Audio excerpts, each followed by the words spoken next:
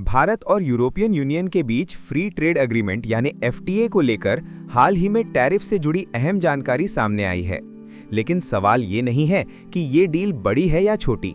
सवाल ये है कि इससे भारत को असल में क्या मिलेगा और किसे नुकसान हो सकता है। आज इस वीडियो में हम इसी समझौते को सरल भाषा में समझेंगे।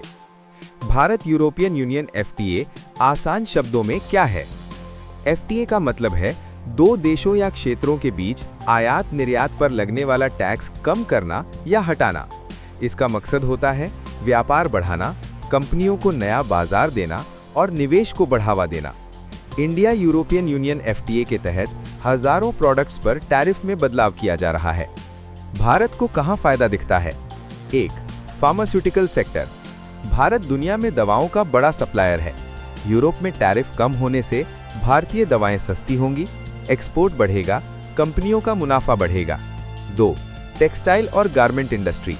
भारत के कपड़े और रेडीमेड गारमेंट्स अब यूरोप में और आसानी से बिक पाएंगे। इसका असर सीधे रोजगार और एमएसएमई सेक्टर पर पड़ेगा। 3. आईटी और सर्विस सेक्टर। एफटीए सिर्फ सामान की बात नहीं करता बल्कि सेवाओं को भी कवर करता है। इससे भारतीय प्रोफेशनल्स को यूरोप में नए मौके मिल सकते हैं। किन सेक्टरों को चिंता हो सकती है? 1. Automobile sector. अगर यूरोपियन कारों पर भारत में टैरिफ कम होता है तो विदेशी कारें सस्ती होंगी, भारतीय कंपनियों पर दबाव बढ़ेगा। 2. डेयरी और एग्रीकल्चर।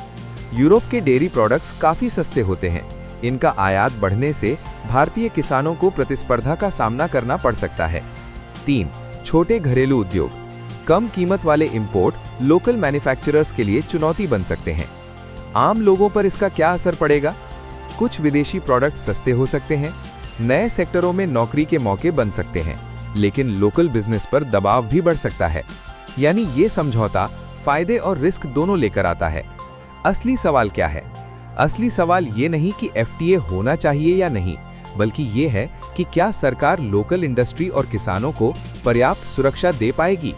अगर संतुलन सही रहा तो India European union FTA Bharat के लिए एक लंबी दौड़ का फायदा बन सकता है। निष्कर्ष: इंडिया यूरोपियन यूनियन एफटीए कोई जादुई समाधान नहीं है, लेकिन ये भारत को ग्लोबल ट्रेड में मजबूत खिलाड़ी जरूर बना सकता है। सफलता इस बात पर निर्भर करेगी कि फायदा सिर्फ बड़ी कंपनियों तक ना रहे बल्कि आम लोगों तक पहुंचे। आप क्या सोचते हैं? क्या India European union FTA Bharat के लिए सही दिशा में कदम है? अपनी राय कमेंट में जरूर लिखिए।